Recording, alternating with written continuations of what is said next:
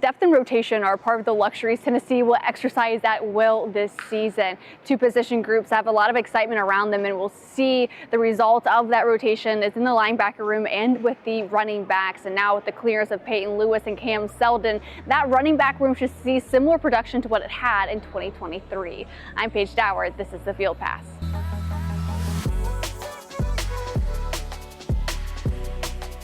Now, Cam Seldon had a really strong freshman year before undergoing shoulder surgery in the spring. In that freshman campaign, he took 25 carries, 106 yards, averaging about 8.2 yards per carry. Then he stepped up big time in the Citrus Bowl against Iowa, logging a season-high 55 yards on just 13 carries. Since the spring, he's obviously been very limited in what he's been cleared to do on the field. Now getting ready for his first bit of tackle football again, the team's made it a high priority to simulate tackles or hits, preparing him for what's to come this season, and most immediately on Saturday against UT Chattanooga. Now, the challenge for Darrell Sims, the new running backs coach, is he's not been able to see Cam Seldon at full speed in person. So they've been having to get a little creative on the type of film they've been watching, as much as going back to Cam Seldon's high school days and watching that tape, seeing what he did throughout his freshman campaign and then in the Citrus Bowl. And what he saw and what many of us have seen in the flashes of Cam Seldon last year is he's a really smooth runner. He's got great anticipation and he's got great vision.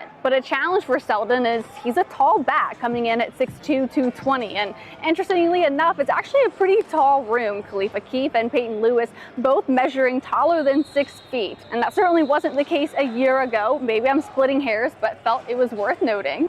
And either way, the challenge for taller backs like Cam Seldon is constantly being mindful of where your hands are, constantly being mindful to play with good pad level when you get to that point of contact. But helping the backs get those extra yardage or potentially getting a burst downfield is, of course, the offensive line. And from Darrell Sims' perspective, they've done a phenomenal job of complementing what they're trying to accomplish in the run game. That's the number one deal right now, is that us and the offensive linemen are on the same page, so we fit hand in hand together. And I think that they have done a phenomenal job of being able to come out to football in terms of when we're running the football, moving the line of scrimmage, and also the communication piece from the pass pro standpoint. We're on the same page, which is phenomenal. We've heard all offseason how deep the defensive line is and how they get after the O-line in every practice, but that challenge and test is now starting to see some meaningful payoff and improvement within the O-line. It's always a struggle playing up against our defense because they play so different than a lot of people, and they're so violent and disruptive. So at times we struggle with that, but I think we've only gotten better as time's gone on, and I think we're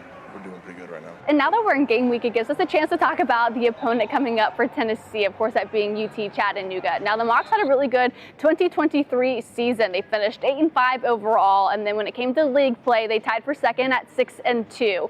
In 2024, they returned 14 of those players, 7 on offense, 7 on defense. A guy on defense to keep an eye out for is Marlon Taylor. The defensive tackle has been tapped to win the Southern Conference Defensive Player of the Year, on top of Chattanooga being tabbed to win the overall Southern Conference Football Championship.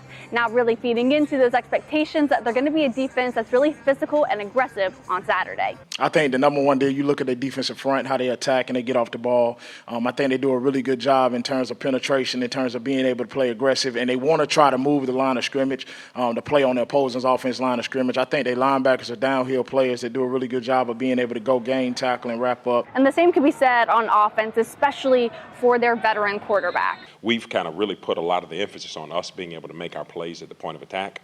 The one thing that we see that is fairly similar is you look at our offensive structure and scheme here at Tennessee and their offensive structure and scheme. It's all very, very, very similar.